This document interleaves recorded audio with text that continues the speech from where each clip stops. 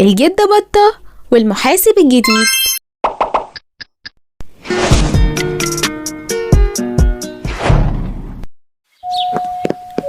سعيدة يا هانم، أقدم لك نفسي، أنا فتحي سعيد المحاسب الجديد.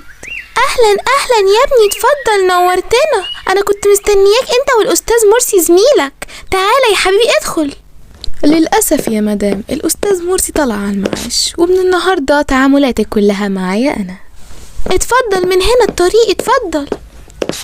ده بقى بدل الضرايب، شوية بيض على شوية عسل على كام فرخة، كله كده من عندنا في الحظيرة. حضرتك بتتكلمي عن ايه؟ هو ايه ده؟ يا حبيبي، دي ضرايبي. الأستاذ مرسي عارف ان انا بدفع بالطريقة دي. ضرايب بالطريقة دي؟ لا طبعا، الموضوع ده مش هيتكرر معايا ابدا. انا شكلي كده مضطر ان انا ابص على حساباتك البنكية. انتي عندك حسابات مش كده؟ طبعا حاضر، هدور لك عليها دلوقتي. اهي انا كنت عارفة ان انا شايلها في مكان هنا ولا هنا. هي دي الفلوس اللي معاكي؟ بس انا شايف انها قليلة قوي. يا ابني، على قدي كده زي ما انت شايف. خلينا نشوف كده. دورة رأس المال في مزرعتك 791 جنيه. ده مبلغ قليل قوي.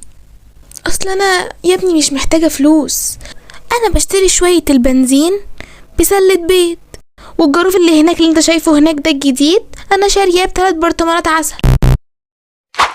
طبعا حضرتك حرة في اللي عايزة تعمليه، لكن انا المفروض ان انا افتش المزرعة كلها واعمل جرد لكل حساباتك بالجنيه والقرش. اتفضل حضرتك. انا بقترح انكم تسيبوني استكشف المكان لوحدي كده. وروني بس الطريق منين. يا لوز لو سمحت ساعد الاستاذ كده، وديه، خد بالك منه. ها، حاضر يا جدة بطة، حاضر هوديه اهو. لا ما تفتحوش. يا ترى ايه اللي ممكن تكونوا حاطينه في صندوق مربع بالشكل ده؟ الحقوني. انا قلت لك انك هتندم.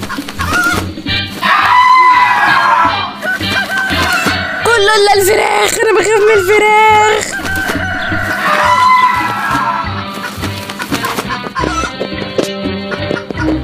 لا ما تدخلش هناك، استنى.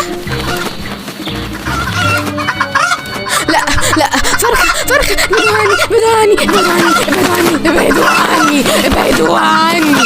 ابعدوها.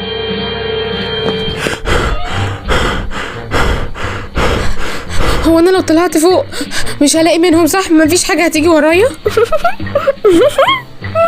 لا مفيش، بس انت لو ما خدتش بالك